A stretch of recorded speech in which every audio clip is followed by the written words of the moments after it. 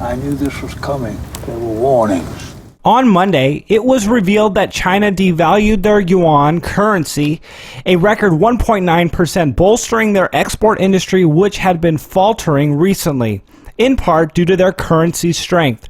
Exports fell 8.3% year over year in July, though only down 0.9% in yuan terms.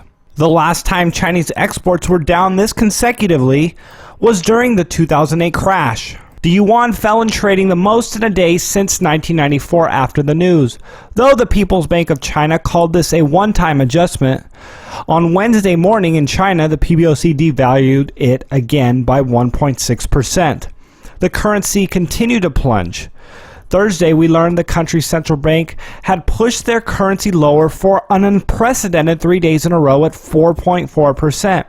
The IMF welcomed China's devaluation, as it said it is moving toward letting free market forces determine the currency's value. Rather than watch their wealth get frittered away, middle and upper class Chinese will probably throw their currency into housing and other asset trophies into the US, Canada, Australian, and New Zealand markets. It's just a matter of time before we see the Federal Reserve respond overtly or covertly to start more QE programs or declare a new depression as a reason to keep interest rates at zero or even turn them negative, as Andy Hoffman is anticipating. John Kerry, our Secretary of State, has actually come out and said that the US dollar could cease to be the world reserve currency. That is a recipe very quickly, my friends, business people here, for the American dollar to cease to be the reserve currency of the world, which is already bubbling out there.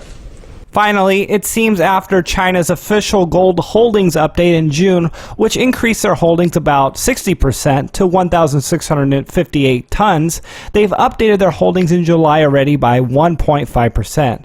As TF Metals reports, the Bank of China will update monthly on holdings. Perhaps we'll see this steadily increase month to month, which could lead to the IMF's inclusion of the yuan in the SDR basket, which seems to have been delayed 9 months now until September 2016. The U.S. markets have been showing obvious signs of weakness over the last year and has been especially evident over the last few weeks. After a strong showing, up 240 points on Monday, the Dow lost nearly all gains Tuesday. Wednesday, we saw bizarre behavior again, with the close being only a third of a point off of Tuesday's close. That's crazy. Furthermore, Tuesday's levels were just 0.6% away from the new 2015 low.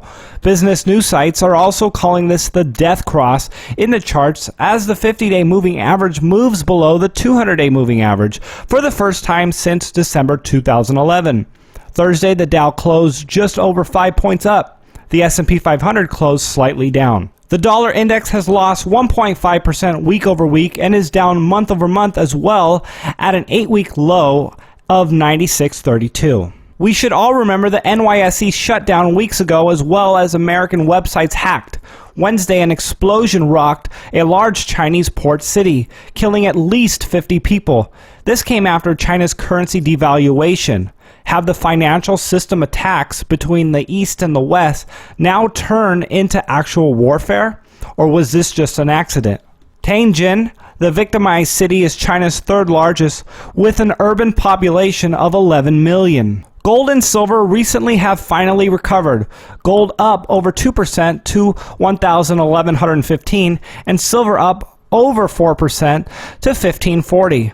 Palladium gained over 2% to $615 per ounce, but still way down for the month and the past year, just like platinum, which reached $990, up over 3%. Oil has not moved too much since our last report. WTI price is down 57 cents a barrel, while Brent is actually up nearly $1.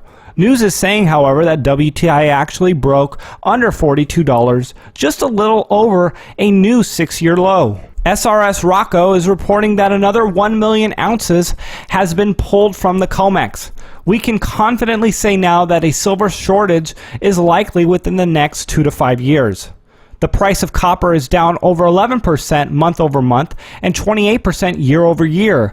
Another point on the map showing the world economy is in a severe depression. Perhaps the currency devaluations are meant to prop up commodities from their death spiral.